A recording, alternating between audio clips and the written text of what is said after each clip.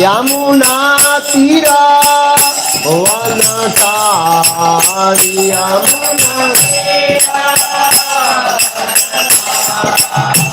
यमुना तीरा वनचारी यमुना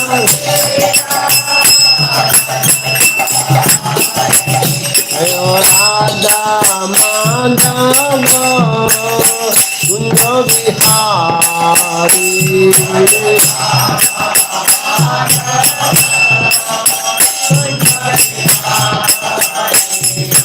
गोविंद वल्लभ गिरिवरधारी गोविंद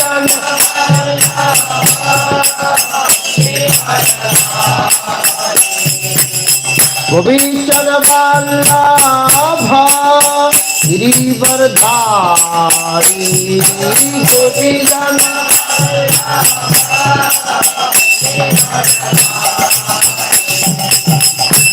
यशोदानंदन भजन रंजन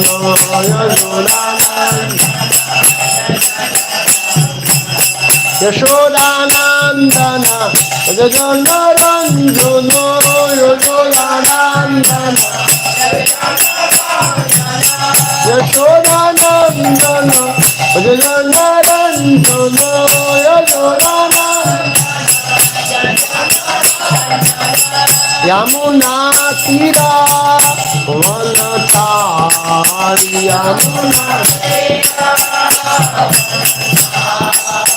यमुना तीरा वनचारी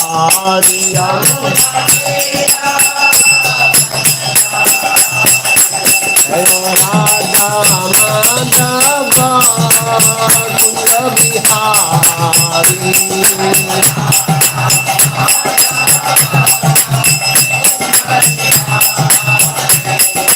गोपीजन वल्लभ गिरिवरधारी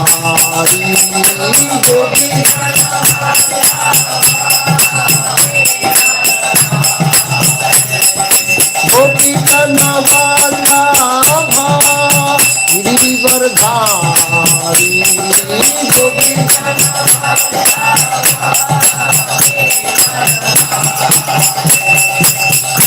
यशोदानंदन भजन रंजन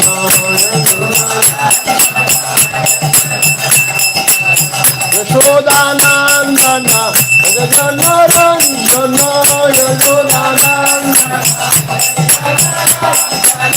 यशोदानंदन भजन रंजन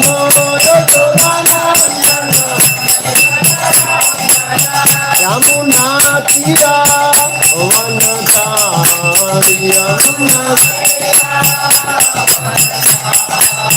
यमुना तीरा वनचारी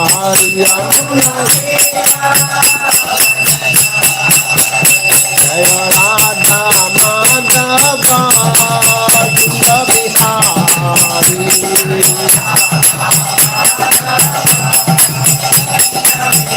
जय राधा माधव कुंज बिहारी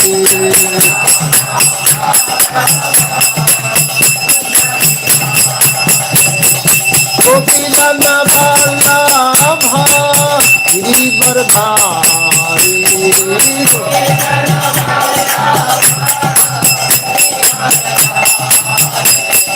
गोपीजन वल्लभ गिरिवरधारी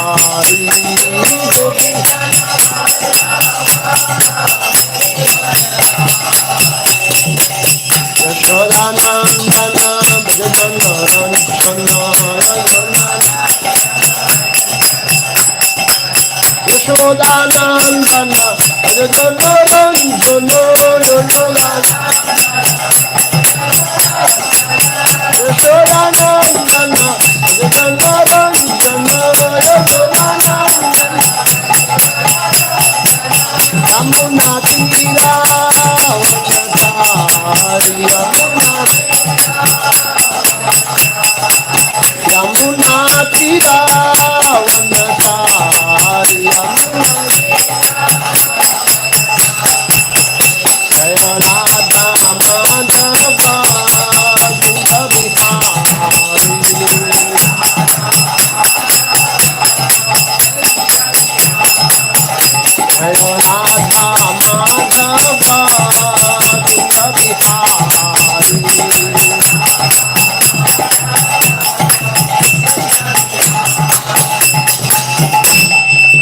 जम विष्णुपाद परमहंस परिवदकाचार्य स्तोत्र सद श्री श्रीमद वैचरणारविंद भक्ति वेदांत स्वामी प्रभुपाद की अनंत कोटि वैष्णविंद की जाय। श्रीमद् भागवतम की जाय। निताय गौर प्रेमानंदे।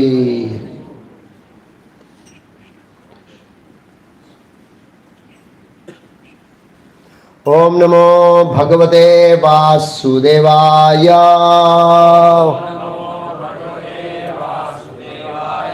ओम नमो भगवते वासुदेवाय।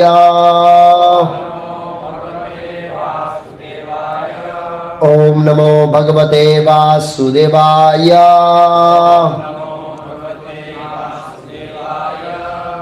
श्रीमद् भागवतम स्कंद 2 अध्याय 2 हृदय में भगवान। श्लोक संख्या 36, 35 और 36। 35 में लेना बाकी था, 34 हो गया। श्लोक संख्या 35 और 36 और 37 में अध्याय पूरा हो जाएगा। तस्माता सर्वा आत्मना राजन हरिहि सर्वत्र सर्वदा श्रोतव्यः कीर्तित्वश्च स्मर्तव्यो भगवान् नृणाम। तस्मात् सर्व आत्मना राजन् हरिः सर्वत्र सर्वदा श्रोतव्यः कीर्तितव्यश्च स्मर्तव्यो भगवान् नृणाम। तस्मात् सर्वात्मना राजन् हरिः सर्वत्र सर्वदा श्रोतव्यः कीर्तितव्यश्च स्मर्तव्यो भगवान् नृणाम। तस्मात् सर्वात्मना राजन्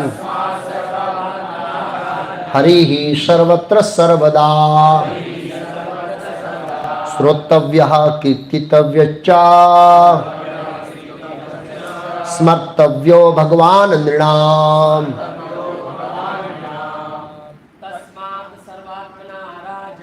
तस्मात् सर्वात्मना राजन्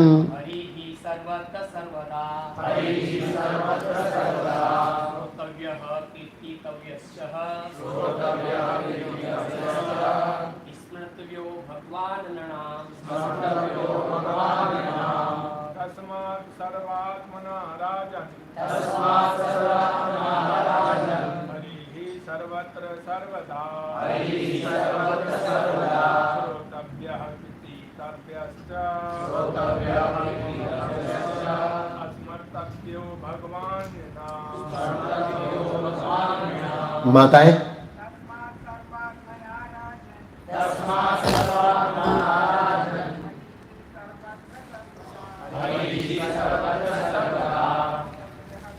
पानी की बोतल।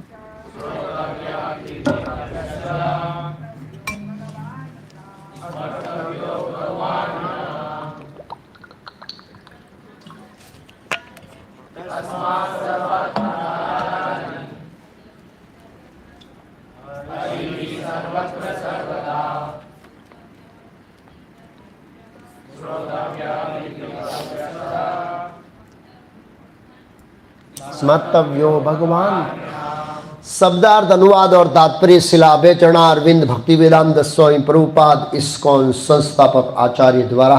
तस्मात् अतएव सर्वा सभी आत्मनः आत्मना आत्मा राजन हे राजा हरिहि भगवान सर्वत्र सभी जगह सर्वदा सदैव श्रोतव्यः सुना जाना चाहिए कीर्तितव्या, गुणगान किया जाना चाहिए।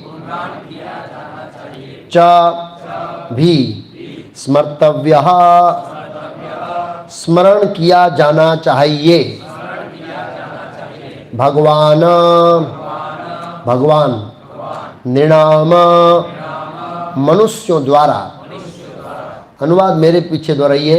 हे राजन, अतएव यह आवश्यक है कि प्रत्येक मनुष्य सर्वत्र तथा सदैव पुरुषोत्तम भगवान का श्रवण करें, गुणगान करें तथा स्मरण करें। तात्पर्य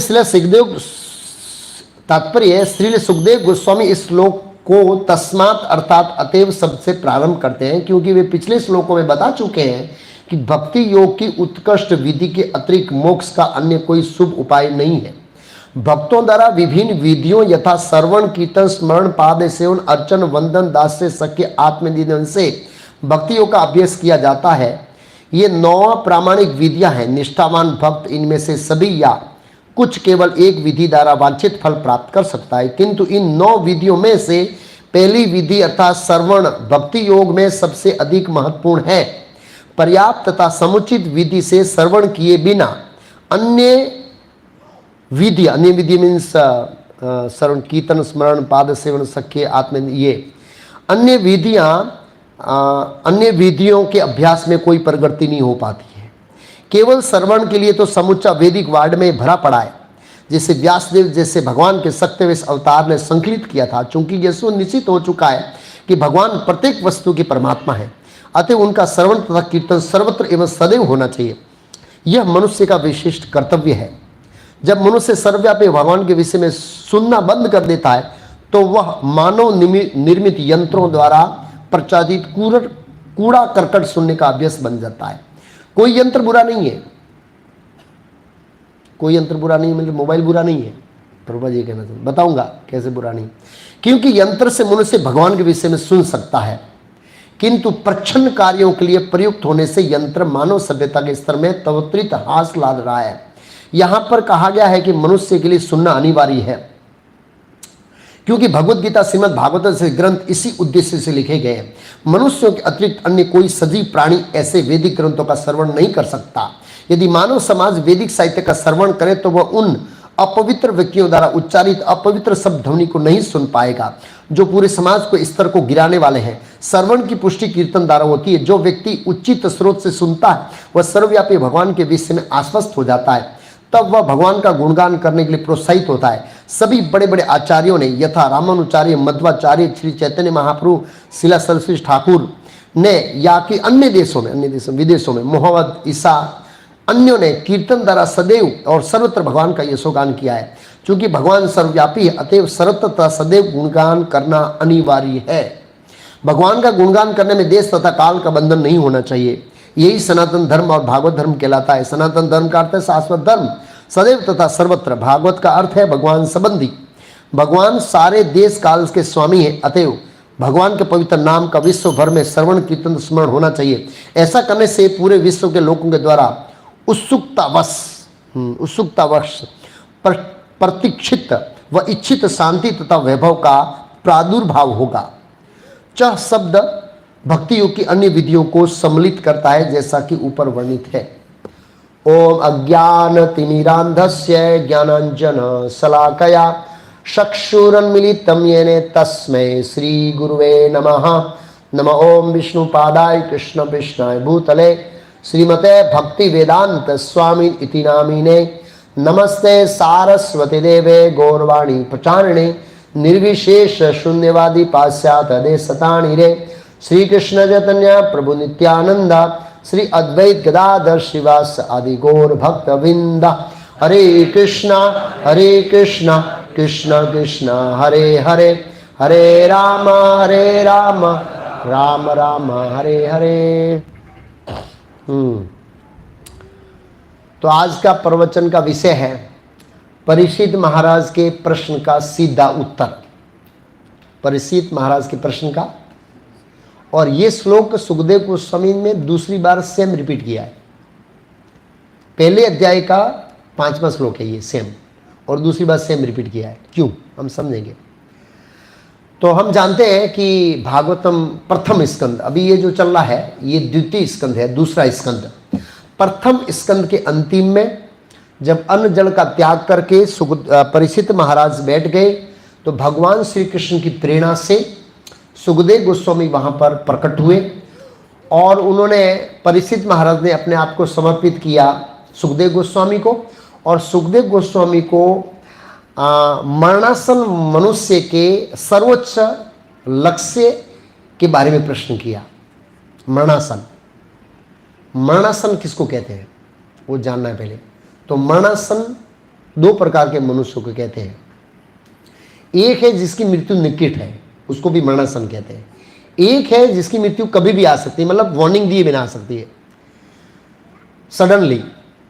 जैसे देखते हैं कि अहमदाबाद में हादसा हुआ, किसी को भी पता नहीं था, बड़े उत्सुक थे जो अपने प्रियजनों से मिलने जा रहे थे लंदन, बड़े उत्सुक थे, कुछ डिग्री के लिए जा रहे थे, कुछ पढ़ाई के लिए जा रहे थे।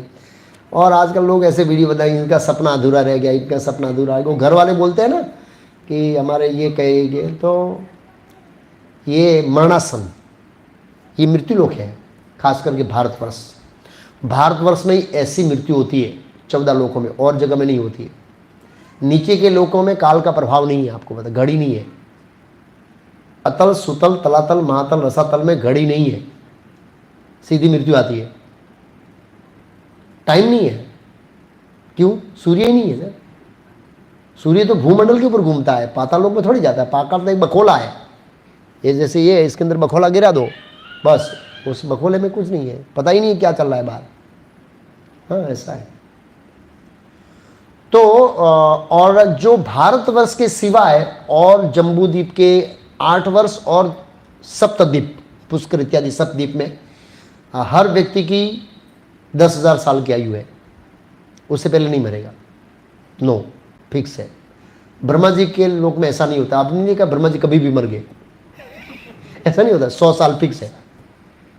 तो इसलिए मरणासन शब्द का उपयोग होता है कि जो मृत्यु कभी भी आ जाए और वार्निंग दिए बिना आ जाए। इसलिए प्रभुपाद जी न्यूयॉर्क में लेक्चर दे रहे थे, तो कुछ रोड क्रॉस करते हुए बच्चे जा रहे थे और कुछ एक्सीडेंट में मर गए या कुछ हुआ। प्रभुपाद जी बोला, परीक्षित महाराज भाग्यशाली थे कि पहले बोला गया, हम दुर्भाग्यशाली कि हमको बोला नहीं जाएगा, इसलिए उसको मरणासन कहते हैं। तो मरणासन का 2 है, जिसकी मृत्यु निकट है। तो किसी भी की मृत्यु कभी भी निकट हो सकती है। वो निकट का मतलब क्या है हम नहीं जानते। जो प्लेन में बैठे थे उनको पता नहीं था कि हमारी मृत्यु निकट है। ऐसे मरणासन, तो मरणासन व्यक्ति के कर्तव्य के बारे में प्रश्न पूछा था। ऐसे मृत्यु बड़ी क्रूर है, उसको कोई दया नहीं है। अंदर बच्चे भी थे, बूढ़े भी थे, स्त्री थे, जवान थे, सब लोग सब प्रकार के थे। क्रूर, मटेरियल वर्ल्ड बहुत क्रूर है। इसलिए भगवान ने कहा दुखालयम शाश्वतम, दुखों से भरा हुआ है। ये तो क्या है, एक साथ में गए इसलिए हाइट होता है। कई बार ट्रेन में मरते हैं, कहीं सॉरी ट्रेन में तो कम एक्सीडेंट होते हैं ऑन सर्वे, गाड़ियों में एक्सीडेंट होते हैं, ऐसे मरते हैं। एक्चुअली ऐसे सोच नहीं सकते हैं ऐसे पूरा। हम लोग, मैं और नंदीकेश्वर वो आ रहे थे, एक्सप्रेस हाईवे थे, उस समय नया नया था। हमारे पीछे आगे आगे गाड़ी गई और आइसर के पीछे फाड़ कर दिया, और हम देख रहे हैं और उनके परिवार और बच्चे वाले रो रहे हैं, और वो चला गया वो व्यक्ति। बस हमके क्रॉस किया और 10-15 मिनट के अंदर आकर तो आइसर के पीछे लगा दिया। वो एक चला गया और 3-4 लोग थे, वो बच्चे हुए थे, बच्चियाँ और पीछे बैठी थी, रो रहे थे। सूरत की गाड़ी थी। कमल दल जल जीवन अटल मल भज हु हरिपद नित। कुछ भी हो सकता है, हम यहाँ आते कुछ भी होता है। हम खड़े हैं पार्किंग लाइट करके, पीछे वाला है फाड़ दे, उड़ा दिया, जाओ। ऐसे थे। विजयनगर में एक भक्त थे, साइड में पार्किंग में थे, पीछे से गाड़ी आया, टक्कर मार के चला गया। ये तो अच्छा कूद गया, खाली पैर के ऊपर से गाड़ी चढ़ी थोड़ी, कैसे वो कूद गया। ऐसा है। ऐसा जरूर नहीं है कि गाड़ी चलाते हैं तभी कोई मारेगा। पार्किंग लाइट के घर गए, परमात्मा ने दिया कि इसका कर्म खराब है, इसके ऊपर लगा दो, पूरा हो गया। कमल दल जल जीवन टलमल भज हुआ पद नीति। ऐसे तो मरणासन व्यक्ति के बारे में प्रश्न पूछा था सुखदेव गोस्वामी ने। तो उन्होंने पहले 5वें श्लोक में सीधा उत्तर दे दिया। सेम। क्या प्रश्न पूछा था कि जिसका मृत्यु नजदीक है उसको किसका स्मरण करना चाहिए, किसका कीर्तन करना चाहिए और किसका श्रवण करना चाहिए, क्या सब्जेक्ट में, ये प्रश्न था उनका। तो सीधा बता दिया। लेकिन ये सब कैसे करना है, उसके लिए डिटेलिंग चाहिए और क्यों करना है। हमेशा हमारे मन में दो प्रश्न होने चाहिए, क्यों करूं भाई मैं, पहला, और दूसरा है कैसे करूं मैं, शास्त्र विधि है कि नहीं। ये जो प्रश्न है ये हमें भक्ति के आधारभूत प्रश्न है, इसलिए से तो उन्होंने सीधा उत्तर दिया। उसके बाद में विस्तार उत्तर देने लगे, नए भक्तों के लिए विराट रूप का वर्णन किया, फिर वापस परमात्मा के ऊपर आए और परमात्मा के बारे में समझाया उन्होंने। ये दूसरा अध्याय जिसका नाम है हृदय में परमात्मा। और इस श्लोक में खास करके परीक्षित महाराज के प्रश्न का उत्तर भी देते हैं और इस अध्याय का सार भी देते हैं, क्योंकि इस अध्याय का नाम है हृदय में परमात्मा। तो हृदय में परमात्मा है तो जानेंगे कैसे आप, परमात्मा तो है, जानेंगे कैसे, पिछले श्लोक में लिखा है कैसे जानेंगे। वो एक व्यवहारिक टिप्स बताया, व्यवहारिक प्रैक्टिकल, उसको भी समझेंगे। तो दो चीज का सार दिया इस श्लोक में। पहला सार दिया है कि परमात्मा को कैसे जानेंगे, दूसरा है परमात्मा को जानकर करना क्या है, तो यही चीज करना है। इस श्लोक में बोला यही करना है और उनके प्रश्न का उत्तर दे दिया वो सार रूप इस तरह से। तो सीधा उत्तर दिया उन्होंने, परमात्मा का अनुभव कैसे प्राप्त करें और परमात्मा को कैसे प्राप्त करें इत्यादि। तो मैं पीछे श्लोक से लिंक दूंगा, ये 36वां श्लोक है। जय दामोदर प्रभु ने श्लोक लिया था 34वां। तो 33वें श्लोक में सुखदेव गोस्वामी ने कहा कि इस संसार में या इस संसार से बाहर निकलने के लिए अलग अलग विधियां हैं, उसमें सर्वोच्च विधि है भक्ति योग, जो सरल, सटीक और निश्चित स्थान पर ले जाने वाली है, गंतव्य स्थान पर, वो बताया। और इससे कल्याणकारी कोई प्रवृत्ति नहीं है, भक्ति के सिवाय कोई कल्याणकारी प्रवृत्ति नहीं है इस संसार में। और उसके बाद जो जय दामोदर प्रभु ने लेक्चर दिया, काफी भक्तों का फीडबैक था कि थोड़ा कठोर, मतलब समझ में कठिन था। ऐसे वो कठिन क्यों था वो बताऊंगा, वो सरल कर दूंगा मैं तो वो विद्वान व्यक्ति है, तो वो विद्वत्ता के लेवल से लेक्चर देते हैं। जो नियमित रूप से शास्त्र पढ़ते हैं उनको पकड़ा जाती है। हम लोग ये वेदों का डिवीजन इत्यादि, हमारी रूटीन लाइफ नहीं है, उनका रूटीन लाइफ है, क्योंकि वो इस तरह से भक्ति शास्त्र में ये पढ़ाना होता है, इस सब वेदों का डिवीजन इत्यादि, तो उनके लिए रूटीन है इसलिए। तो श्लोक संख्या 34 में ब्रह्मा जी ने 3 बार वेदों का रिपीट करके अध्ययन किया, गहन अध्ययन, और वो करके एक सार निकाला। याद रखिए ब्रह्मा जी का जो शरीर बना है 90% बुद्धि तत्व का है। किसका है? जैसे हमारा शरीर है 90% कौन सा तत्व है पता है? पृथ्वी तत्व है, और एक एक कम होते जाएगा, फिर जल कम है, ये कम है, उस कम है, और आकाश कम है, ऐसे इस तरह से 90%। ऐसे बुद्धि तत्व, बुद्धि तत्व का मतलब है जिनके अंदर जितनी बुद्धि ज्यादा वो इतना ही फिजिकल काम कम करता है। इसका ऑब्जर्वेशन कर लीजिए आप, समाज में जितने भी बुद्धिशाली है वो शरीर से काम नहीं करते हैं ऐसे। तो भगवान हाईएस्ट बुद्धिशाली है, इसलिए उसके सोचने मात्र से क्रिएशन होता है। आप समझे मेरा point? Brahma ji as a copy, भगवान कृष्ण की कॉपी है, वो शेडो है, इसलिए उनके सोचने मात्र से 14 प्लैनेट का अंदर का डिवीजन हो जाता है। बाहर का डिवीजन कृष्ण करते हैं, अंदर का जो इंटीरियर डिजाइनर है वो तो ब्रह्मा जी है ना। एक्सटर्नल कृष्णा ब्रह्मांड उत्पन्न करते हैं श्री से विष्णु, पर 14 प्लैनेट का डिवीजन वो नहीं करते हैं, डिवीजन ब्रह्मा जी करते हैं। तो वो खाली बुद्धि से सोचते हैं और उनके सोचने से ऑटो पायलट में सब काम चलता है, क्योंकि बॉडी बुद्धि तत्व का बना है।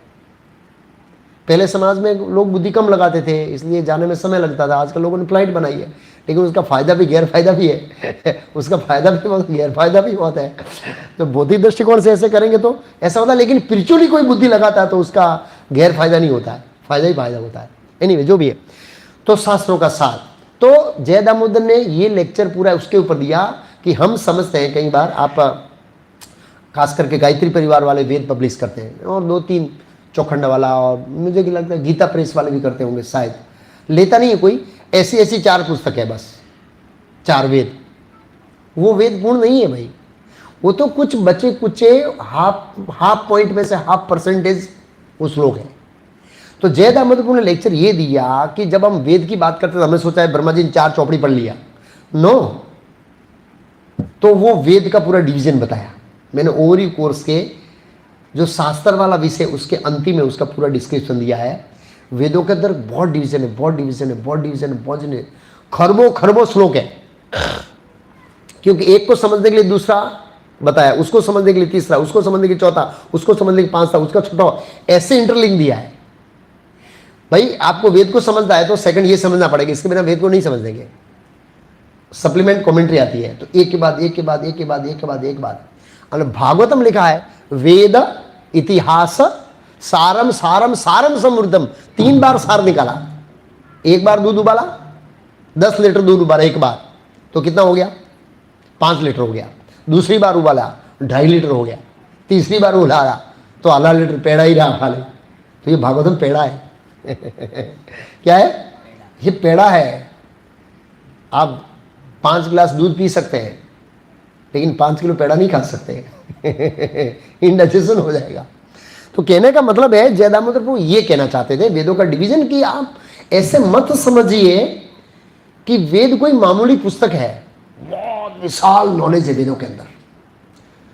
और ऐसे ब्रह्मा जी ने पढ़ने के बाद, इस सबको पढ़ने के बाद सार निकाला कि वेदों का सार है कृष्ण भक्ति। ये हम पिछले श्लोकों में समझे। तो ये खाली ब्रह्मा जी का निष्कर्ष नहीं है, और बहुत इतिहास में बड़े बड़े, मैं अभी जस्ट भागवतम का 8वां स्कंद पढ़ रहा हूँ, तो कल ही मैंने पढ़ा, कल या परसों में, कश्यप मुनि जबरदस्त श्लोक बोल रहे हैं ऐसा ही इसके बारे में, सेम ब्रह्मा जी जैसा बोल रहे हैं, ऐसा बोल रहे हैं। अब वो प्रसंग बता देता हूँ तो श्लोक समझ में आएगा। प्रसंग ये है कि बलि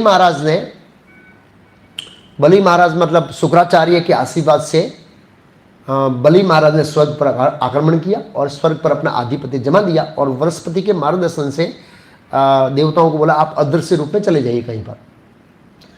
तो चले गए, और तो कश्यप मुनि तपस्या करने के लिए। मुझे ऐसा लगता है स्वर्ग मीन्स बहुत विशाल, ऐसा कोई छोटा सिटी नहीं है। याद रखिए कि हम समझते हैं कि जैसे मुंबई और कलकत्ता सिटी विशाल, ये जो पूरा तारा का मंडल घूमता है ना ऊपर, सूर्य चंद्र तारा, ये सब विशाल सर हो गया। तो कहीं पर कश्यप मुनि तपस्या कर रहे थे वो स्वर्ग लोक के एक प्लेनेट में कहीं दूर, और बहुत समय के बाद घर आए तो माता अदिति बहुत दुखी थी। तो पूछा उन्होंने कि प्रिय तुम दुखी क्यों हो? अलग अलग कारण प्रस्तुत किए। कश्यप मुनि की 14 पत्नियां हैं, 14, और ये प्रजापति है, बहुत बड़े प्रजापति, छोटे प्रजापति नहीं है।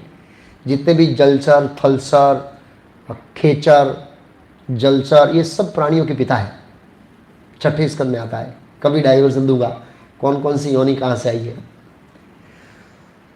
प्रजापतियों में मुख्य का ऐसे 10 प्रजापति है, लेकिन ये बहुत ज़्यादातर योनि उससे आई है। तो उन्होंने अदिति माता को पूछा अलग अलग क्या परेशानियाँ, तो बोला आप तो महात्मा हैं, देवता और असुर आपके लिए तो समान है, क्योंकि उसकी दूसरी पत्नी से असुर उत्पन्न हुए हैं। उन्हीं असुरों ने माता अदिति के पुत्र जो थे, मतलब समझिए बाप एक है और बेटे, बोला आप महात्मा हैं। तो महात्मा जो होता है वो कभी भेद नहीं करता है। भगवान भेद नहीं करते हैं देव और असुर में, क्योंकि वो तो सब भगवान के अंश है। तो ऐसे ही गुण ब्रह्मा जी के अंदर है, तो ब्रह्मा जी तो देव और असुर एक है, क्या करेंगे, अपने पुत्र है, स्वभाव ऐसा है, गुण ऐसा है, किच्छा ऐसी है।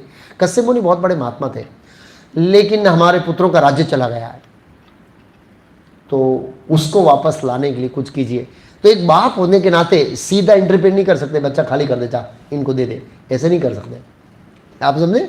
एक बाप होने का उन्होंने क्या कहा, बहुत अच्छा कहा, मतलब कश्यप मुनि ने, उत्तिष्ठ, उत्तिष्ठ में खड़े हो, बैठी हो सकती है वो, ऐसा लगता है जैसे अर्जुन को गीता में बोला उत्तिष्ठ उत्तिष्ठ उत्तिष्ठ उत्तिष्ठ उत्तिष्ठ स्व पुरुषम भगवतम जनार्दनम सर्वभूत गुह्यवासम वासुदेवम जगतगुरुम। जगतगुरु वासुदेव की भक्ति में लगो। हाँ? कैसे है वासुदेव? भगवत जनार्दनम सर्वभूत गुह्यवासम, सर्व सभी, भूत मीन्स जीव, गुह्य मीन्स हृदय के गुह्य प्रदेश में जो वास करते हैं, जो वासुदेव के नाम से जाने जाते हैं, उनकी भक्ति कर। और वो कौन है? जगत गुरु है। अब जगत गुरु की व्याख्या क्या क्या है? जब भगवान को जगत गुरु के नाम से पुकारा जाता है तो अर्जुन मेरे ख्याल से, या फिर जब 2 जगह पे जगत गुरु का वर्णन हुआ है, मतलब भगवान के संबोधन में, वर्णन किया गया है पहले स्कंद में। जगत गुरु का मतलब जिनकी आज्ञा का पालन पूरा जगत करता है, जिनकी आज्ञा का उल्लंघन करने का सामर्थ्य किसी भी जीव में नहीं है। ब्रह्मा जी जब जाते हैं क्षीर सागर में प्रार्थना करने के लिए, वो यही कि देवताओं की कथा में, तो उस समय शिव जी जब स्तुति करते हैं गर्भोदक से विष्णु के सामने, तो कहते हैं कि प्रभु हम उसी तरह आपकी आज्ञा पालन करने में सभी देवता बंधे हुए हैं, जैसे एक किसान बैल को नाथ से बांधता है, नथनी से कंट्रोल में रखता है, इस तरह हम वेद की आज्ञाओं से सब बंधे हुए हैं। हम आपकी आज्ञा का उल्लंघन नहीं कर सकते। इस जगत में कोई व्यक्ति भगवान की आज्ञा का उल्लंघन नहीं कर सकता है, मतलब उल्लंघन करेगा उसको दंड मिलेगा, लेकिन नहीं कर सकता है ऐसे जो सज्जन पुरुष है ऐसे। तो मेरे ख्याल से सुध गोस्वामी कहते हैं कि जिन कृष्ण की जगत गुरु की, जिन कृष्ण की आज्ञा का पालन पूरा जगत करता है, ऐसे जगत गुरु स्वयं अर्जुन की प्रार्थना से हस्तिनापुर एक राजदूत बन के गए। मतलब यहां पर भगवान अर्जुन की महिमा गा रहे हैं, अर्जुन की प्रार्थना कर। अर्जुन ने कहा वासुदेव, विराट राजा के वहां सब रुके थे वो लोग, तो उन्होंने कहा अर्जुन ने, वासुदेव एक प्रयास कर लीजिए कि युद्ध को रोका जा सकता है कि नहीं, अर्जुन की प्रार्थना करने पर। और मेरे ख्याल से 14वें अध्याय में जब अर्जुन भी कृष्ण को याद करता है, तब युधिष्ठिर महाराज को कहता है कि वो जगत गुरु है, कोई उनकी आज्ञा का उल्लंघन नहीं कर सकता है, फिर भी या उनको कोई आज्ञा नहीं दे सकता है। जगत गुरु को कौन आज्ञा दे सकता है? इसी से दे सकता है।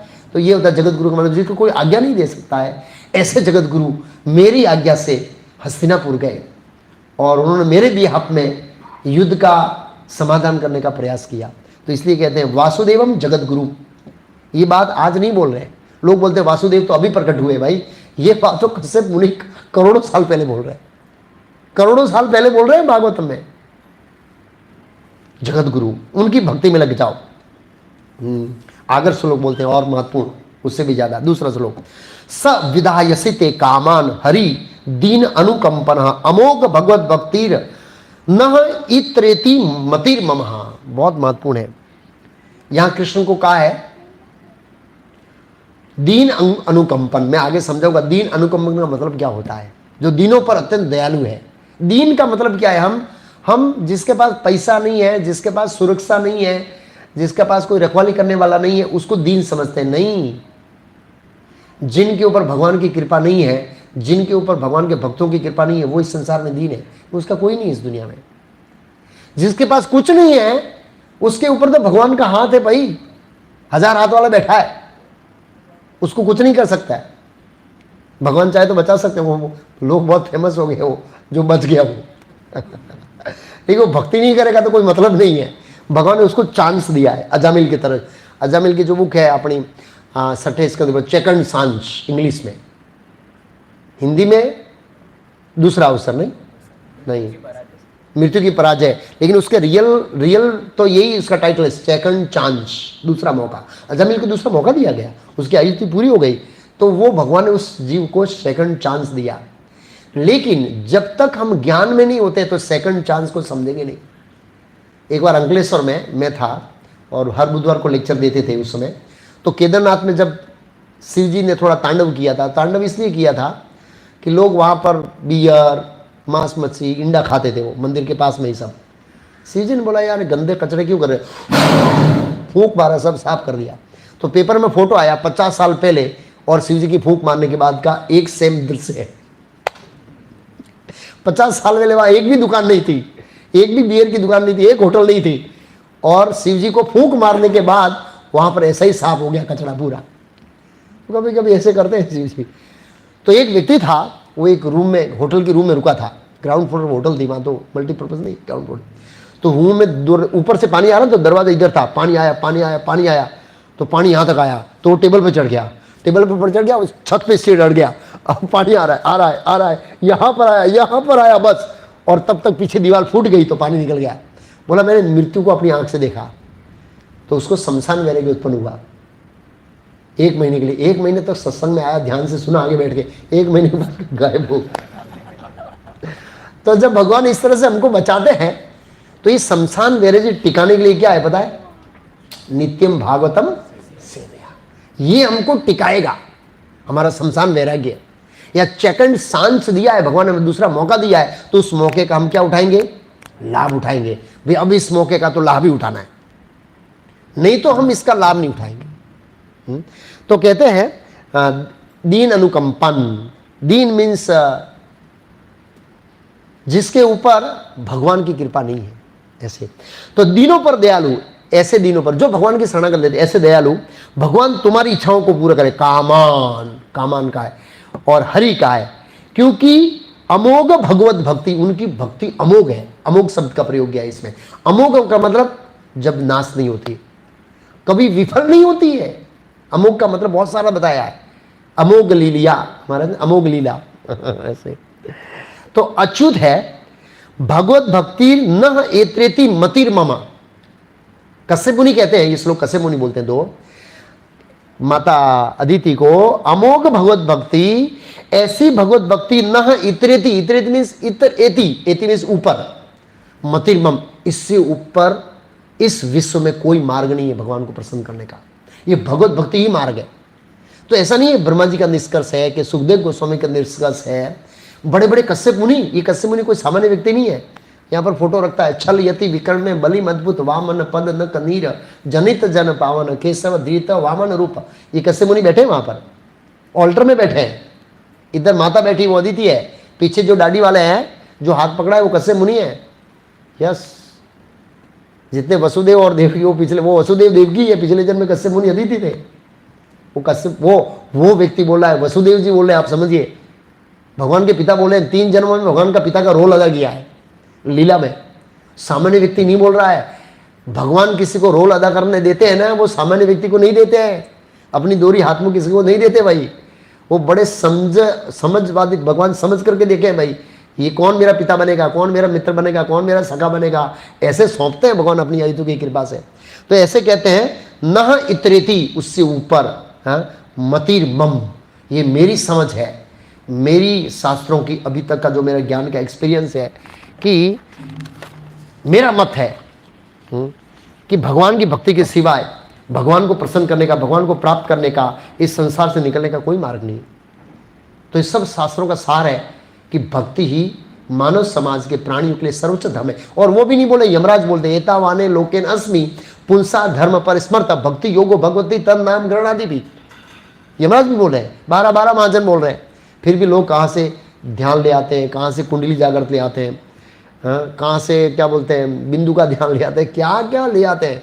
ये माया का प्रभाव है, माया का प्रभाव, शास्त्र को नहीं पढ़ते। ओके, इसमें कहा ना दीन अनुकंपन, हाँ दीनों पर बहुत दयालु। तो कैसे भगवान दीन लोगों पर दया करते हैं, उसके बारे में दुर्वासा मुनि श्लोक बोलते हैं। कौन बोलते हैं? बहुत जबरदस्त श्लोक, आज मेरे पढ़ने में वो आया, अभी 9वें स्कंद में कथा चल रही है। तो जब दुर्वासा मुनि ने अम्बरीश महाराज का अपराध किया, वो अम्बरीश महाराज को पहचान नहीं पाए। वैष्णव को पहचानना इतना आसान नहीं है। कई बार भगवान के शुद्ध भक्त होते हैं, वो ज़्यादातर राजाओं का पद ग्रहण करते हैं। क्यों पता है? क्योंकि वो राजा बनकर प्रजा को शिक्षा दे सकते। ज़्यादा देखिए आप, अम्बरीश महाराज, ध्रुव महाराज, पांडव, ये सब महान महान लोग भगवान के भक्त हो गए। अब जब राजा होता है तो उसको बाह्य दृष्टिकोण से रजोगुण काम करना पड़ता है, तो लगता है ये कहाँ त्यागी है या तो भोगी है। मेरे ख्याल से पुंडरीक विद्यानिधि नहीं, चैतन्य लीला में उनके पास कौन गए थे, किसको भेजा था जाओ उनसे दीक्षा ले आओ, मैं नाम भूल गया। गदाधर पंडित, चैतन्य महाप्रभु की लीला में गदाधर पंडित राधारानी है। पुंडरीक विद्यानिधि को भेजे थे नहीं, या गदाधर पंडित को पुंडरीक विद्यानिधि के पास बात नहीं नहीं नहीं नहीं, गदाधर पंडित पुंडरीक विद्यानिधि के पास गए थे तो उनको दीक्षा लेने के लिए। तो पुंडरीक विद्यानिधि पान वान चबा रहे थे और सिंहासन पर बैठे थे, तो उनको 1 सेकंड के लिए हो गया यार ये तो भोगी है, इससे मुझे दीक्षा लेना। लेकिन जब भागवतम का एक श्लोक बोला गया तो शरीर के अंदर अष्ट विकार आ गए, फुल्ली कृष्ण कॉन्शियसनेस। तो कहते हैं वैष्णव, क्या बोले, वैष्णव क्रिया मुद्रा न बुझाए, न बुझाए मतलब उसके वैष्णव की क्रिया मुद्रा, हाँ अगर वो साधना के स्तर पर है तो जान सकते हैं, लेकिन अगर उत्तम अधिकारी है और हाईली एलिवेटेड सोल है तो जानना बहुत मुश्किल है। ऐसे अम्बरीश महाराज, वो दुर्वासा मुनि जान नहीं पाए, राजा है, भोगी है, ठाट मार से बैठा है, सेवक है, नौकर है, थाल है, पिरस रहे, सेवा कर रहे, पंगा वो भोग कर रहे हैं, लेकिन अंदर से तो उनका हृदय पूरा क्या था, निष्काम था, तो नहीं पहचान पाए। ऐसा होता है कई बार, नहीं पहचान पाते। तो सुदर्शन चक्र पड़ा, डिटेल कथा नहीं करूंगा तो हमको फोकस करना है। और सुदर्शन चक्र उनके पास पड़ा और सीधा वो गया ब्रह्मा जी पाताल लोक में, रसातल, तलातल, महातल, पूरे ब्रह्मांड में घूमे, ब्रह्मा जी के पास, शिव जी के पास, लास्ट में विष्णु के पास गए। और विष्णु के पास गए तो विष्णु को कहा, बहुत सारे श्लोक, लेकिन मैं ये श्लोक इसलिए बता रहा हूं कि भगवान दीनों पर कैसे दयालु है। याद रखिए, भगवान दीनों पर कैसे दयालु है।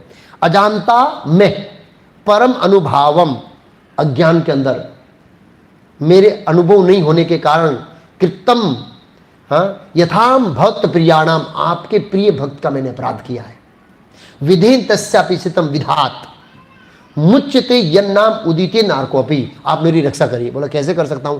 बोला आप कुछ भी कर सकते हैं, कभी भी किसी भी व्यक्ति को कैसे भी बचा सकते हैं। बोला कोई उदाहरण तो दीजिए।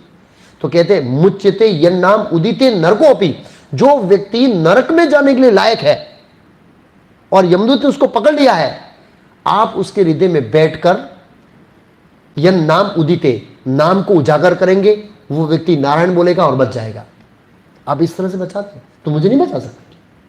भगवान बोला उसको बचा सकता हूं, तेरे को नहीं बचाऊंगा। हाँ, फिर भगवान ने स्वीकार कर लिया, तुम बोल सही रहा है, गलत नहीं बोल रहा है, कि अगर मैं किसी के ऊपर कृपा करता हूं, व्यक्ति नरक में जाने के लायक है, मुच्यते, मुक्त हो जाता है, यन नाम उदिते नारको अपी, अगर उसके पूरे पूरे कर्म है नरक में जाने के लिए लायक, लेकिन अगर मैं कृपा करता हूं तो उसके हृदय में नाम स्फुरित करता हूं और मुख से वो नारायण बोल देता है, तो हो सकता है वो फ्लाइट में किसी ने भगवान का नाम बोला भी हो और भगवान उसका मनुष्य जन्म सुधार दिया हो। हमारा जो विजन है वो शॉर्ट टर्म है, लॉन्ग टर्म नहीं है। महाभारत युद्ध के अंदर हम शॉर्ट टर्म रिजल्ट देखते हैं कि पांडवों को बचाया, दूसरे सबको मार दिया। अरे मार दिया नहीं, सबको वेंकुट भेज दिया भाई। भागवतम पढ़िए, दो अधिकारियों ने, पितामह भीष्म जैसे महान जो धर्म के ज्ञाता हैं, उन अधिकारियों ने प्रमाणित किया है, उन्होंने स्तुति में बोला है कि महाभारत के युद्ध में कृष्ण का दर्शन करने से, उनकी उपस्थिति से सारे योद्धा मृत्यु के बाद परम गति को प्राप्त हुए। सुतगोस्वामी में अलग बोला है। तो हम शॉर्ट टर्म रिजल्ट देते हैं, हम गंतव्य स्थान का रिजल्ट नहीं देखते हैं। इसलिए भगवान ने इसको मार दिया। अरे मार दिया, लेकिन कहां भेजा वो देखा? जन्म मृत्यु से मुक्त कर दिया वो देखा? नहीं देखा। इतना बड़ा पद दे दिया, पूतना को मार दिया। अरे मार को जसोदा माँ का पद दिया है। जसोदा माँ का पद तो नहीं मिलता है करोड़ों जन्म में भक्ति करने के बाद भी। इसको कहते हैं दीनों पर दयालु, अनुदीन कंपी ने। हे प्रभु, हे परमदया, मैंने आपकी असीम शक्ति समझे बिना आपके परम प्रिय भक्त के प्रति अपराध किया, कृपया मुझे इन अपराध से बचा ले। आप हर एक काम कर सकते हैं। यदि कोई व्यक्ति नरक में जाने लायक हो और हृदय में आप पवित्र नाम उजागर कर दे तो नरक से बच जाता है। तो इनको कहते हैं दीनों पर दयालु। भगवान स्वतंत्र है, कभी भी किसी का भी टिकट कैंसिल कर सकते हैं भगवान।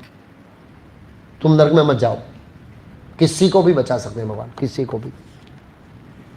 तो अभी तक मैंने ये बताया कि किस तरह से कश्यप मुनि ने माता अदिति को उपदेश दिया। उस समय बताया कि तुम भक्ति कर, और भक्ति के सिवाय कोई क्रिया है वो भगवान को प्रकट करने में असमर्थ है, ये बताया। और उस श्लोकों में अनुदीन कंपी ने शब्द का प्रयोग हुआ, और वो श्लोक समझाने, वो अनुदीन कंपी ने शब्द समझाने के लिए मैंने दुर्वासा मुनि का श्लोक लिया जो भगवान विष्णु की ओर उन्होंने बोला। अब हम आते हैं 34वां श्लोक जयदामोदर लिया 35वें श्लोक के ऊपर।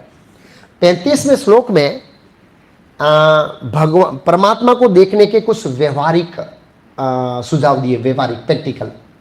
भगवान सर्वभूतेषु लक्षित है। भगवान सर्वभूतेषु, भगवान सभी जीवों में वास करते हैं। लक्षित मतलब उसको देख सकते हैं। स्व आत्मना हरि, स्व अपनी आत्मा के साथ हरि को देख कैसे सकते हैं, ये श्लोक नहीं है, ये उससे अगले वाला है। दृश्य बुद्धिया आदि भी दृष्टा लक्षणे अनुमापिके, तीन चीज के द्वारा आप देख सकते हैं परमात्मा को, अनुभव कर सकते हैं, देख नहीं सकते हैं। लक्षित मतलब अनुभव कर सकते हैं आप। क्या क्या तीन चीज है? पहला है अपने देखने की क्रिया। हम हर घटना को देखेंगे अगर बारीकाई से, तो उसमें परमात्मा का हाथ देखेंगे। और आप देख सकते हैं ये फ्लाइट की घटना में कुछ लोगों को जाना था, कोई मुझे बता रहा था, मैं इतना न्यूज़ नहीं देखता हूँ, कुछ बता रहा था कि प्रभु जी हस्बैंड वाइफ का झगड़ा हो गया और उस झगड़े के अंदर कैंसिल हो गए। ऐसा कोई बता, किसी ने बताया, किसी को जो भी है, और टिकट कैंसिल कर दिया झगड़े के कारण, और बचे तो पता लगा ये झगड़ा बहुत अच्छा हुआ। कई बार क्या है, वो झगड़ा होता है शॉर्ट रीजन देखते हैं हस्बैंड वाइफ का, लॉन्ग रीजन नहीं देखते कई बार। उसके पीछे उद्देश्य भी जानना चाहिए कि इसका रिजल्ट क्या है, परमात्मा ये झगड़ा करा के कराना क्या चाहते हैं, वो चिंतन करे तो आपको झगड़े का कारण मिल जाएगा, वो अच्छा हो बुरा हो। बहुत सारे ऐसे किस्से बने उसमें, बाद में लोगों ने इंटरव्यू दिया, अभी मैं भी जाने वाला था, मैं भी जाने वाली थी, ये हो गया, वो हो गया, ट्रैफिक जाम हो गया, बहुत कुछ देखने को मिलेगा। तो इसको कहते हैं देखने की क्रिया में दृश्य शब्द का प्रयोग किया उसमें। बुद्धि आदि भी मीन्स बहुत अलग अलग, बुद्धि लगाने से कोई घटना घटती है तो उससे बुद्धि लगाना है। और फिर तीसरी क्या है, अनुभूति। हमको क्या है, अनुभूतियां होती है कई बार, उस अनुभूतियों के ऊपर थोड़ा विश्लेषण करना चाहिए। तो 3 चीज से हम परमात्मा का एक्सपीरियंस कर सकते हैं, बुद्धि लगाने से, घटनाओं को देखने से, और हमको जो अनुभूतियां होती है भौतिक जगत में या आध्यात्मिक जगत में, उनको करने से। तो ये 35वां श्लोक पूरा हो गया। अब आते हैं 37वें श्लोक पर।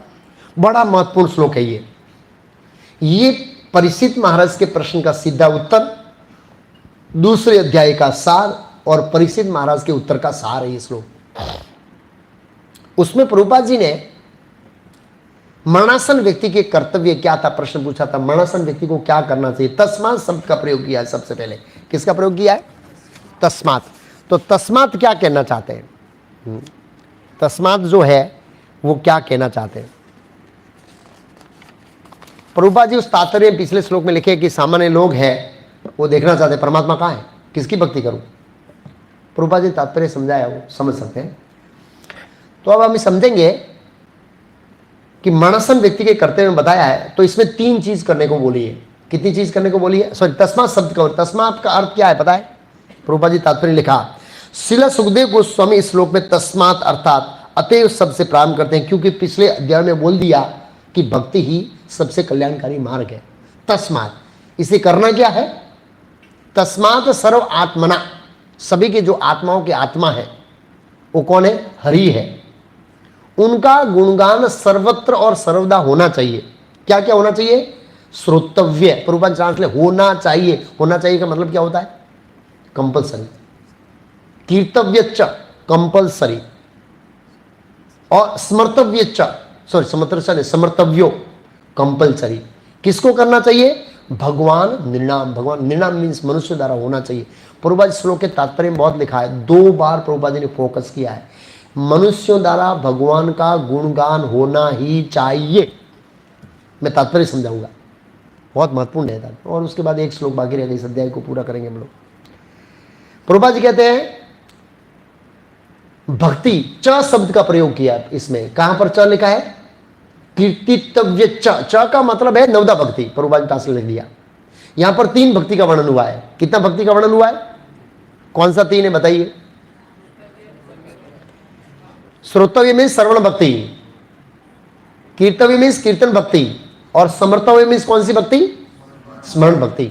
और भी है, पाद सेवनम, अर्चनम, सख्य, आत्मनिधन। तो च का मतलब सुखदेव गोस्वामी कहते हैं वो नवदा भक्ति आ गई। प्रभुपाद जी कहते हैं नवदा भक्ति में से पहली विधि श्रवण विधि भक्ति योग का सर्व प्रमुख अंग है। पर्याप्त तथा समुचित विधि से श्रवण किए बिना अन्य विधियों के अभ्यास में कोई प्रगति नहीं होगी। अगर पर्याप्त मात्रा में श्रवण नहीं करेंगे हम लोग, तो जो दूसरी विधियां हैं 6, 3 इधर आ गई, 6 है, उसमें प्रगति नहीं कर पाएंगे। आत्मानिवेदन नहीं होगा, सख्य में नहीं आएंगे, दास्य में नहीं आएंगे, वंदना में नहीं आएंगे, नहीं होगा। प्रभुपाद जी के विधियों के अभ्यास में प्रगति नहीं हो पाती।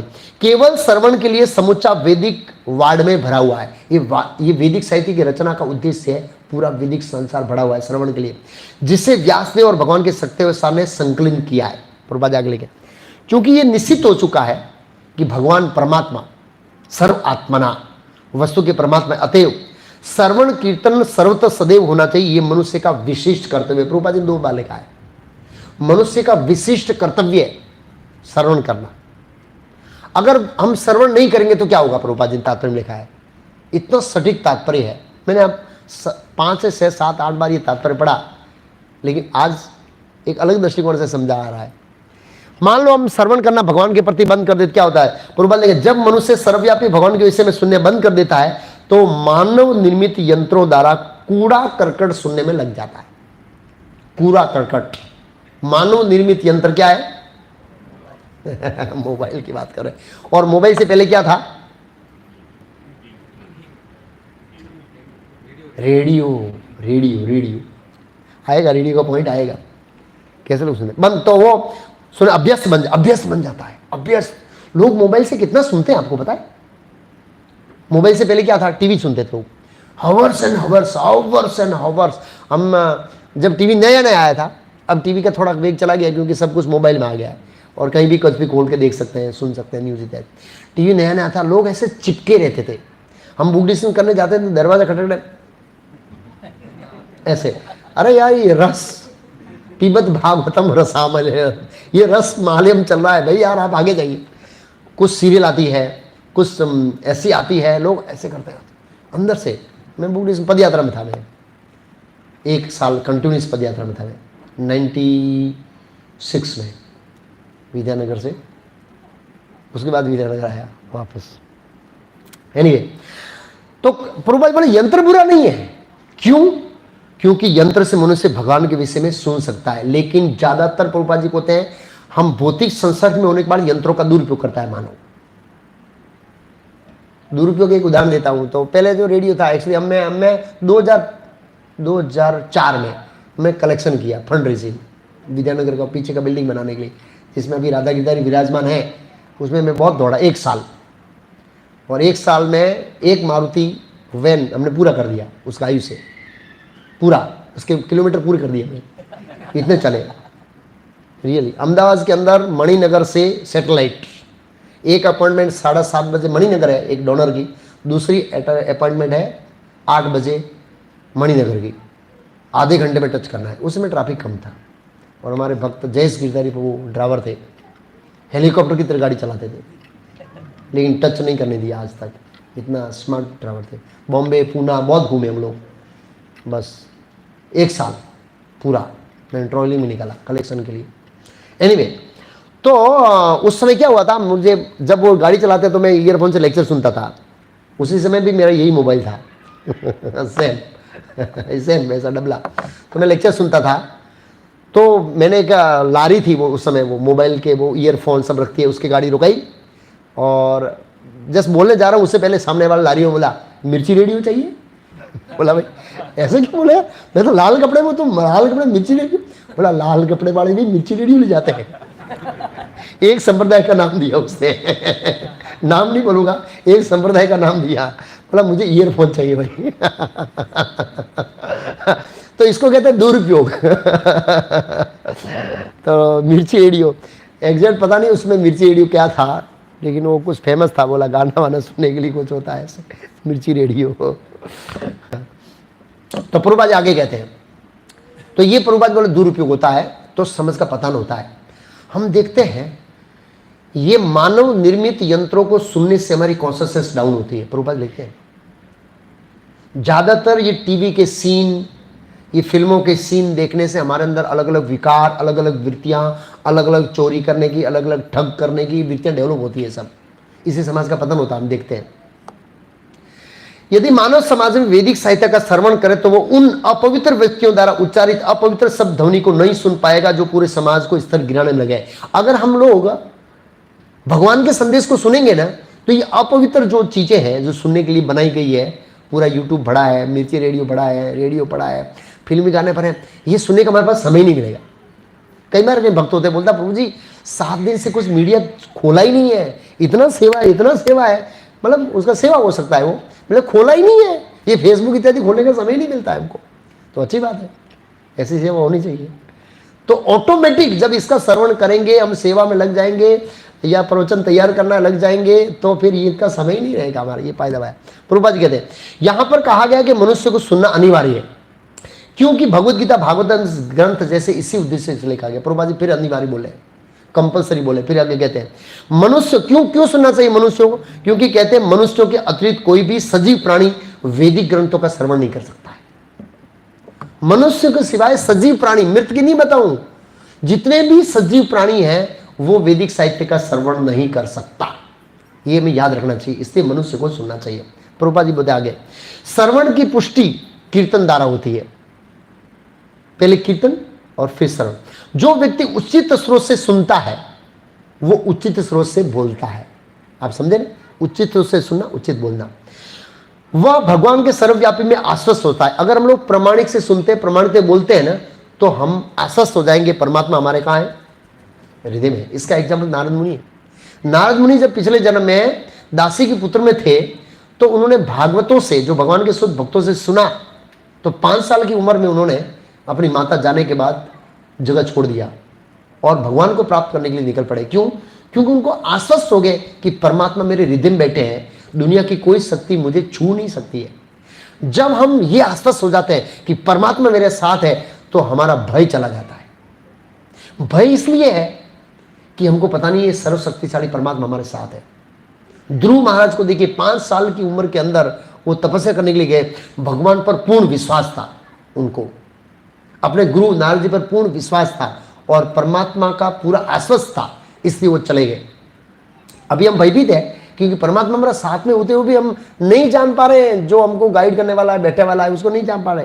प्रभुपाद जी बोले वो आश्वस्त हो जाता है कि परमात्मा मेरे साथ है, तब वो भगवान का गुणगान करने की और प्रोत्साहित होता है। जब हम ये साहस करते हैं कि मेरे हृदय में परमात्मा बैठे हैं, अनुभव करते हैं, तो फिर हम भगवान का गुणगान गाने के लिए प्रोत्साहित होंगे। फिर आगे का बड़े बड़े आचार्यों ने, रामानुचार्य, मध्वाचार्य, चैतन्य महाप्रभु, भक्ति सिद्धांत श्री ठाकुर, कीर्तन से सर्वत्र और सर्वदा भगवान का गुणगान किया। महान आचार्यों ने, मध्वाचार्य ने कितने ग्रंथ लिखे पता है? मध्वाचार्य ने कितने ग्रंथों पर कमेंट्री लिखी किसी को पता है? 33,000। 33,000 ग्रंथ लिखे भगवान का गुणगान। सोचिए आप कब पढ़ेंगे 33,000? भागवत तो इस जन्म में पूरी हो जाए तो बहुत अच्छी है। 33,000 कमेंट्रीज अभी कितनी अवेलेबल है पता नहीं, जो भी है। ओके, क्योंकि भगवान सर्वव्यापी है।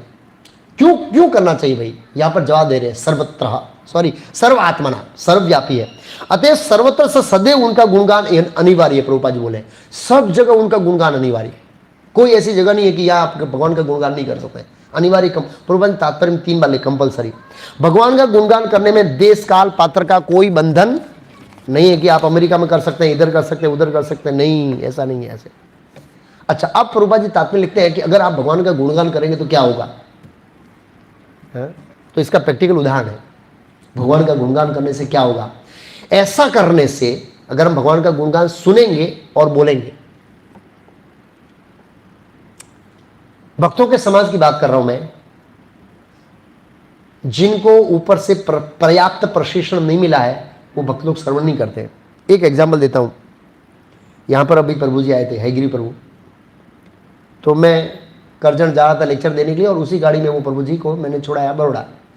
बोले तो प्रभु जी आपका जो सुबह में क्लास में जो अटेंडेंस है ब्रह्मचारियों की, वो मैंने कहीं नहीं देखी।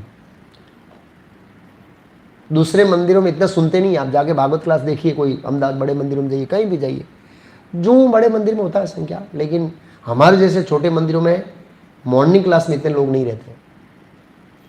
और उन्होंने सबसे पहले बखान किया कि भरूच के जो भक्त ड्रॉप पिन साइलेंट में सुन रहे थे, ऐसा ऑडियंस आज तक मैंने कहीं नहीं देखा है। यस, उन्होंने अपने मुख से बोला, क्योंकि हमको ऊपर से गुरु महाराज की ओर से श्रवण का गाइडेंस मिला हुआ है। इस्कॉन में एक क्या स्टैंडर्ड है, जितना भक्त नया उतना आगे बैठेगा, जितना पुराना गायब ये स्टैंडर्ड है। तो उनको अनुभव है, ये उन्होंने एप्रिशिएट किया श्रवण प्रभु जी। तो अगर भगवान का श्रवण करें तो क्या होगा, इसमें बताया ऐसे सब लोग श्रवण करें तो क्या होगा। ऐसा करने से पूरे विश्व के लोगों द्वारा उत्सुकता, बस पूरा विश्व उत्सुकता प्रतीक्षा कर रहा है। किसकी प्रतीक्षा कर रहा है? इच्छित शांति। क्या सब लिखा प्रभु? इच्छित शांति। जैसी मेरी इच्छा है ऐसी शांति मिल जाए, वो मिलेगी। और क्या मिलेगा? वैभव का प्रादुर्भाव होगा, वैभव, ऑपुलेंस। आज सब लोग कंगाल है, कोई ऐसा व्यक्ति नहीं है जिसके ऊपर लोन नहीं है। करोड़पतियों के ऊपर भी लोन है, बड़े बड़े फैक्ट्री वाले लोन लेके बैठे हैं, तो ये तो कंगाल है भाई। पैसे वाला कहाँ है, लोन चल रही है भाई तेरी। एक पॉइंट है, वैभव नहीं है। इसका उदाहरण प्रभुपाद जी का है, ये लिखा है ना प्रैक्टिकल। प्रभुपाद जी 40 रुपया लेके गए थे पूरे विश्व में कृष्ण का गुणगान गाने के लिए। प्रभुपाद जी लेक्चर में, आज हमारे पास भगवान की कृपा से हिंदी लेक्चर बोल रहे हैं, 40 करोड़ से भी ऊपर प्रॉपर्टी है। जब प्रभुपाद जी थे तब की बात कर रहा हूं मैं। अब तो आप सोचिए कितना साम्राज्य है पूरे वर्ल्ड के अंदर। ये वैभव प्रकट हुआ, क्यों प्रकट हुआ भाई? भगवान का गुणगान गाने से। और मेरे एग्जाम्पल आया था 2-3, अभी भगवान ने गायब कर दिए, भुला दिए, जो भी 2-3 एग्जाम्पल था भगवान। हाँ, चित्रकेतु महाराज। चित्रकेतु महाराज जब भगवान के महान भक्त बन गए, नारद मुनि ने शौक से निकाल दिया तो संकर्षण के भक्त बन गए। उन्होंने मंत्र दिया तो 12वें दिन तो विद्याधर लोगों के राजा बन गए। कि विद्याधर लोग एक प्लेनेट्स है, उसके राजा बन गए। मनुष्य से ऊपर है वो लोग, खूब ऑपुलेंस है वहां पर, खूब ऐश्वर्य बताया वहां पर, उनके राजा बन गए 7 दिन के अंदर, वो मंत्र का जप करने से, भगवान का गुणगान गाने से। चित्रकेतु महाराज फिर वहां से भगवधाम गए। वो गौण फल था प्रभुपाद जी का, भगवान का गुणगान करने का गौण फल। ये हमको ऐसा नहीं होना चाहिए कि हमको इच्छित शांति बौद्धिक जगत मिले और वैभव का प्रादुर्भाव हो इसलिए हम भगवान का गुणगान गाएंगे। नहीं, ये भगवान की बाई प्रोडक्ट है, बाई प्रोडक्ट है। ये प्रभुपाद जी लिखा होगा। तो कहने का मतलब है भगवान का गुणगान पूरा जगत गाएगा तो ऐश्वर्य और इच्छित शांति प्राप्त होगी। पूरा समाज ये नहीं गा रहा है, इसलिए इच्छित शांति प्राप्त हमको नहीं हो रही है, इसलिए समाज के अंदर वैभव प्रकट नहीं हो रहा है। लोग दिन प्रतिदिन गरीब होते हैं। पहले लोग सोना थाली बर्तन रखते थे, ऑपुलेंस जीवन जीते थे, वो सब कंगाल हो रहे हैं सब। खेती निकाल ले लो, खेती के बाद कोरोना है, क्या कहाँ जाएगा, जॉब छूट जाएगी, क्या करेंगे आप? खेती को कम से कम उगा के खा तो सकता है। लोग गरीब हो रहे हैं, खेती जा रही है दिन प्रतिदिन लोगों की। एनीवे, ओके, तो ये श्लोक पूरा हो गया। तो प्रभुपाद जी ने जोर दिया है कि श्रोतव्य कीर्तव्य च स्मर्तव्य, होना ही चाहिए, क्योंकि भगवान इससे प्रसन्न होते हैं। अब अगले श्लोक, एक श्लोक बाकी इस अध्याय का, पूरा कर देता हूं। अगले श्लोक में भगवान की कथा सुनने के 2 लाभ बता रहे हैं। क्या बता रहे हैं? हाँ, 2 लाभ बता रहे हैं कथा सुनने के। पिबंती, नेक्स्ट श्लोक है, पिबंती ये भागवत आत्मनाम सता कथा अमृतम श्रवण पुटेशु स्मृतम। जो लोग भक्तों को अत्यंत प्रिय ये श्रीमद् भागवतम का गुणगान सुनता है, अमृत तुल्य है, और कथा को कर्ण रूपी पात्रों में भर भर पीता है। कैसे भर भर पीता है? पात्र में भर भर। तो याद रखिए, ये पात्रों में भर भर पीने वाले हम लोग नहीं है। हम लोग का पात्र 45 मिनट का ही है। 45 मिनट के बाद तो मन पूरा ऐसे ऐसे हो जाता है, बहुत हो गया भाई। तो मेरा ये था कि कई बार बाहर से वक्ता आते हैं, उनको उत्साह होता है भगवान का गुणगान गाने का, 10-15 मिनट बोल देते हैं, तो ज़्यादा ऊंचा नीचा नहीं होना चाहिए।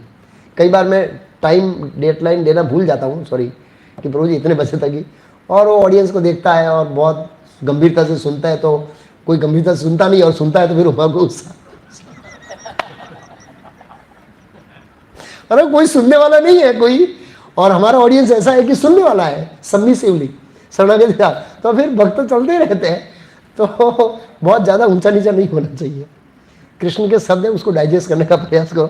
एक मेरे को कहना था, कई बार लोग चिट्ठी आती है, प्रभु टाइम हो गया, प्रभु टाइम हो गया, तो 15 मिनट है ना, कोई बात नहीं। कुछ कमेंट मेरे पास भी आए थे, हैं कमेंट आए, तो इसका मतलब है कि मतलब हम 10-15 मिनट ज़्यादा सुनने में हैबिट नहीं है हमारी, तो होना चाहिए।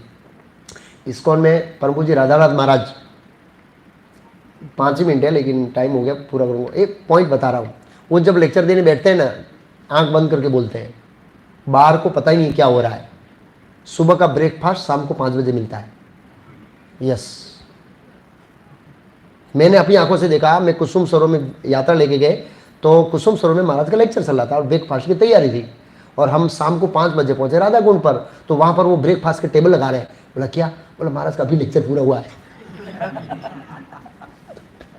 भक्ति सिद्धांत महाराज 3 घंटे के बाद बोलते हैं, अब तक मैंने इंट्रोडक्शन दिया, अब मेरा लेक्चर शुरू हो गया। प्रभुपाद जी हवर से हवर सुनते थे। तो हम वो लेवल नहीं है, मैं आपसे वो एक्सपेक्टेशन नहीं रखता हूँ लेकिन मैं एक्सपेक्टेशन रखता हूँ कि 10-15 मिनट एडजस्ट किया जाए, ज़्यादा वो ना हो, 10-15 मिनट। और देखो कई बार बोलते हैं प्रभु जी वो है वो है, देखो भगवान जिसको जो मति देते हैं, कई बार लोग मुझसे कंपैरिजन करते हैं, तो वो कंपैरिजन मत कीजिए मुझसे। मतलब मैं बोल सकते हैं एक व्यवहार में, लेकिन कई बार ऐसा भगवान जिसको जो बुद्धि देके, जो यथामति तथा, मतलब जैसे भगवान उसको परमात्मा रूप में भक्त को देते हैं, तो वो अपने साक्षात्कार बोलते हैं। एक पॉइंट है ऐसे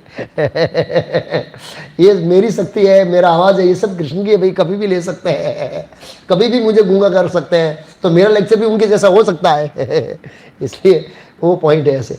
तो मैं बोलता हूँ ऐसे ध्यान रखना चाहिए। तो पात्रों में भर भर पीते, मतलब हवर्स एंड आवर्स। तो ऐसे कौन से लोग पात्रों में भर भर पी सकते हैं? तो भागवत में 2 श्लोक है उसके लिए। निर्मत्सराणाम सताम, ये दूसरा श्लोक है, जहां मंगलाचरण में वेद व्यास कहते हैं ये पात्रों में भर भर पीने वाले लोग कौन है? निर्मत्सराणाम सताम, जिसका हृदय ईर्षा से मुक्त है ना, वो हवर्स एंड आवर्स कथा चलती रहेगी, डिस्टर्बेंस नहीं होगा, वो घड़ी नहीं देखेगा।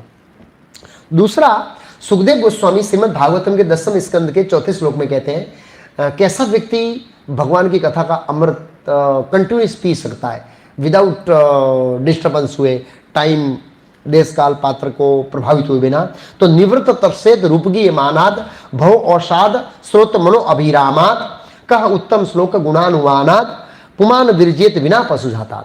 तो कहते हैं निवृत्त तरसे, निवृत्त तरसे का मतलब है जो भौतिक इच्छाओं से मुक्त हो गया है ना, निवृत्त हो गया है तरसे, उस तृष्णा से, वो व्यक्ति खोबा भर पर पिएगा। आवलो तव कथामृतम तप्त जीवनम कवि भी रीडितम कलमसापम श्रवण मंगलम श्रीमदादतम भूरी ये गणंती भूरिदा जना। ये गोपियां बोलती है, तो गोपियां उस स्तर पर है, तव कथामृतम तप्त जीवनम। तो वो बहुत लिमिटेड सोल है। परीक्षित महाराज, ध्रुव महाराज, ये सब लिमिटेड सोल है, मुक्त आत्मा है, वो खोबा भर के पी सकते हैं। हम वो लेवल पर नहीं पहुंचे, और मैं आपसे ये एक्सपेक्टेशन नहीं रखता हूं, मैं 15 मिनट की एक्सपेक्टेशन रखता हूं ओके, आगे का। तो ऐसे लोग पी सकते हैं।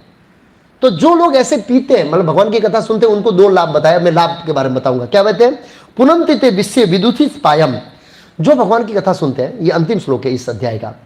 पुनंतिते विषय विदूषित आशयम, मतलब भगवान की कथा सुनने से भौतिक जगत में जो दुर्विषय हमारे कामना और हमारे हृदय में कलमश पड़े ना, वो नाश हो जाएंगे समय के साथ। ये फायदा बताया। फिर क्या फायदा बताया? वर्जंती चरण सुराह अंतिकम, और जब इस तरह कथा सुनता जाएगा तो अंततः भगवान के चरण कमल, भगवान के धाम को क्या करेगा?